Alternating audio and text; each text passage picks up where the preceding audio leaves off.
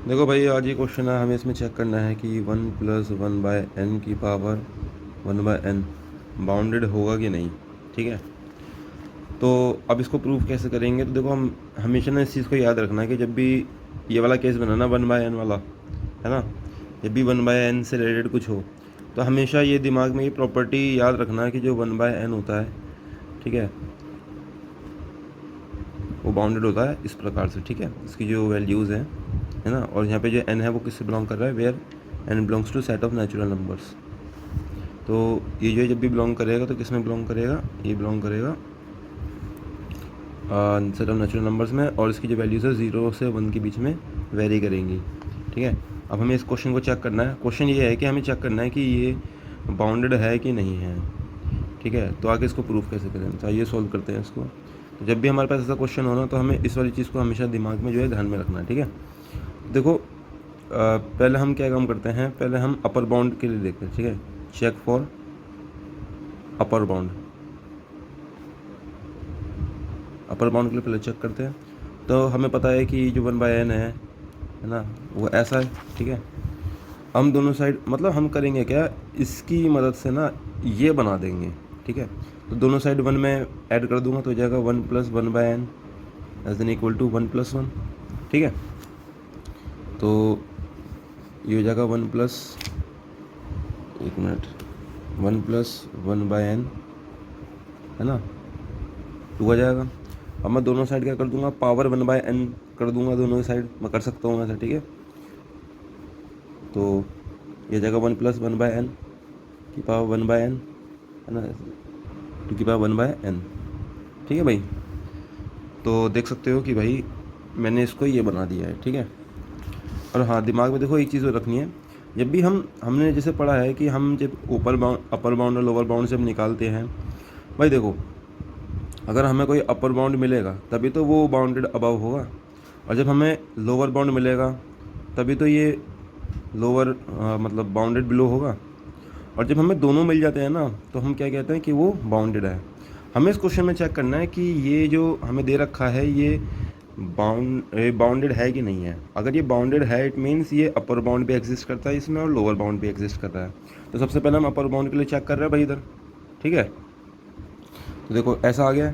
अब देखो, अब मैं इधर थोड़ा रफ वर्क करने वाला हूँ। तो देखो, हमें पता होना चाहिए, इसे 2 की पावर 1/n है ना, अगर मैं n की वैल्यू 1 लूँ तो मेरा आंसर क्या क्या आएगा, 2 आएगा। और मैं n की वैल्यू 2 लूँ तो क्या आएगा, 2 की पावर हाफ, है ना, दैट इज़ √2। अगर मैं n की पावर 3 लूँ तो जाएगा 2 की पावर 1/3, है ना, which is cube root of 3। तो ये मतलब क्यूब रूट ऑफ 2।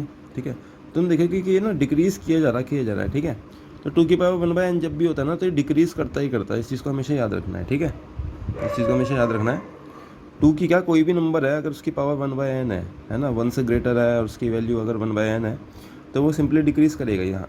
अगर कन्फ्यूज़न कभी हो तो चेक करके खुद देख सकते हैं। ठीक है, तो हमें पता है कि ये जो वैल्यू है 2 की पावर 1/n, ये कोई एग्जैक्ट नंबर तो है नहीं, क्योंकि n की वैल्यू जैसे जैसे बदलती रहेगी वैसे वैसे इसकी जो वैल्यू से बदलती रहेंगी।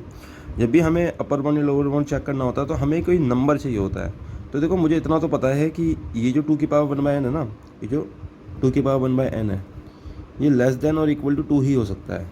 अगर n की वैल्यू 1 हुई तो इक्वल टू हो जाएगा, नहीं तो हर उसमें तो 2 से छोटा ही जा रहा है। ठीक है, तो देखो यहाँ मैं ऐसे लिख दूंगा 1 + 1/n की पावर 1/n। ठीक है, 1, ठीक है, तो 2 की पावर 1/n, और फिर ये 2 से छोटा होगा। बेसिकली जब भी हमें अपर बाउंड और लोअर बाउंड चाहिए होता है ना, तो हमें एक्जैक्टली नंबर दिखाना होता है। ये कोई एक्जैक्ट नंबर तो है नहीं, है ना, जैसे जैसे n की वैल्यू बदलती रहेगी इसकी वैल्यू बदलती रहेगी। लेकिन हाँ, हमें इतना जरूर पता है कि ये जो है ना, ये 2 से छोटा है, तो इसलिए हम डायरेक्ट लिख देंगे। देखो यहाँ कंपैरिजन कर दिया ना मैंने, ऐसे कंपैरिजन कर दिया, तो ऐसे करके इसको डायरेक्ट लिखा जा सकता है। ये क्वेश्चन को समझने की ज़रूरत है। ठीक है, ये क्वेश्चन यूज़ होता है कई जगहों पर, और बच्चों को कई बार कन्फ्यूजन होता है कि ये 2 क्यों लिया है। 2 इसलिए लिया है क्योंकि यहाँ एग्जैक्ट नंबर नहीं है ना। हमें जब भी बाउंडेड चाहिए होता है, अबव हो या बिलो हो, हमें एग्जैक्ट नंबर चाहिए होता है। अब हमें एग्जैक्ट नंबर चाहिए, लेकिन हमें एग्जैक्ट नंबर ये मिल गया कि 2 से तो भाई बराबर या छोटा जरूर होगा, तो इसलिए हमने इसको ले लिया। ठीक है, तो सिंस हमें देखो यहाँ पर इसका अपर बाउंड मिल गया है, so it is bounded above. ठीक है, तो ये बाउंडेड अबव है। अब चेक करते हैं लोअर। तो तो चलिए अब चेक करते हैं कि ये बाउंडेड बिलो है कि नहीं है, ठीक है। बाउंडेड अब हमने चेक कर लिया है। तो देखो हमने प्रॉपर्टी भी पढ़ी थी कि जो 1/n होता है, 1/n होता है वो लेस देन इक्वल टू 1 होता है, ग्रेटर देन 0 होता है। देखो पहले वाले में मैंने यहाँ इक्वल टू लगा दिया था, लेकिन वो इक्वल टू नहीं आएगा, ठीक है। कंडीशन एक्चुअली में ये है, क्यों है ऐसा, देखो हमें पता है कि limit n approaches to infinity करने पर अगर 1/n लगा तो हमारा आंसर 0 आता है, लेकिन 1/n की वैल्यू कभी 0 नहीं होगी, इस चीज़ को याद रखना है, ठीक है। 1/n कभी 0 नहीं होगा। हाँ, लिमिट लगाएंगे अगर n इन्फिनिटी पे अप्रोच करेगा तब हमारा रिजल्ट 0 आने वाला है, बट 1/n इक्वल टू 0 कभी नहीं होगा, ठीक है। दोनों बातों में फ़र्क होता है। तो मतलब 1/n की वैल्यू कभी भी 0 नहीं होगी। हाँ, लिमिट लगा के अगर n अप्रोच कर रहा है ना, इसका मतलब क्या होता है, इसका मतलब होता है कि अगर n इन्फिनिटी की ओर अप्रोच कर रहा है, इन्फिनिटी बहुत बड़ा नंबर है, हमें थोड़ी एग्जैक्टली थोड़ी पता है इन्फिनिटी कहाँ पर है, तो n इन्फिनिटी पे अप्रोच कर रहा है तो 1/n 0 पे अप्रोच कर रहा है, इसका बेसिकली मतलब ये होता है। लेकिन 1/n कभी भी इक्वल टू 0 नहीं होगा, ठीक है। तो इसलिए यहाँ पर ग्रेटर देन इक्वल टू का साइन नहीं आएगा, ठीक है, सिर्फ ग्रेटर देन का आएगा, क्योंकि इक्वल टू का केस कभी बनेगा ही नहीं, तो साइन लगाने का मतलब क्या है, ठीक है। लेकिन हाँ, इक्वल टू 1 होगा अगर n की वैल्यू 1 ले लेंगे तो, इसलिए यहाँ पर ग्रेटर देन इक्वल टू का साइन आया, ठीक है, और यहाँ पर अलग तरीके का साइन आया, ठीक है। ये बेसिक सी नॉलेज थी है, ठीक है। आगे तो अब इसको क्वेश्चन को करते हैं, तो सॉल्व करते हैं भाई इस क्वेश्चन को, ठीक है। देखो हम फिर से भाई अपना काम करेंगे, जैसे हमने बाउंडेड अबव के अंदर किया था, तो हमने ये वाला पार्ट लेके सॉल्व किया था, है ना। इस बार हम ये वाला पार्ट लेके सॉल्व करेंगे, ये वाला, ठीक है। तो देखो हम क्या करेंगे, लेंगे 0 ऐसे करके ले लेंगे, फिर इसके बाद हमारा वही काम है सिंपली कि इसको ये बना देना, ये जो क्वेश्चन दे रखा है इसको हमें ये बना देना है, ठीक है। तो मैं दोनों साइड में ऐड कर दूंगा, तो जाएगा 1 is less than equal to 1/n + 1, ठीक है। दोनों साइड पावर ले लूँगा तो 1 की पावर 1/n, ठीक है भाई। तो देखो मैंने इसको ये बना दिया, ठीक है, सेम है दोनों, है ना।